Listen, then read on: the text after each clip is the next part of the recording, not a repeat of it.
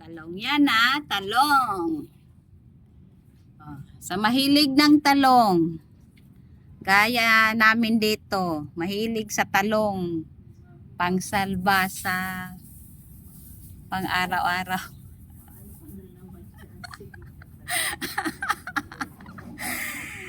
Kaya nga, bakit ba sa palengke nagagalit pag, 'di ba, mga nanay, pag pumili ka ng talong, kailangan mo talagang pisilin. Pisilin. Yung tindera nagagalit, bakit daw pinipisil yung talong? Kasi, kaya naman pinipisil yung talong, para malalaman mo kung gulang o hindi yung binta niya.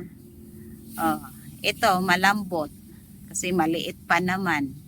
Pero malalaman mo, pag gulang na ang talong, matigas.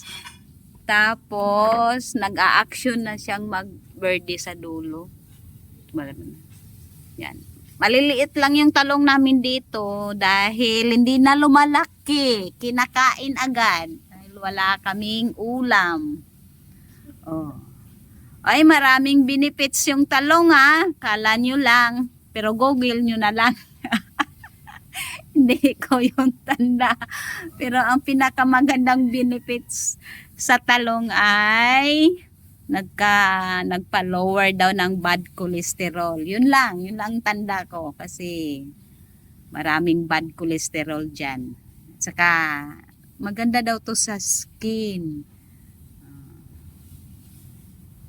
Saka madaling itanim ang talong. Matagal ang buhay. So, pag bumili kayo ng talong, pisil-pisil lang.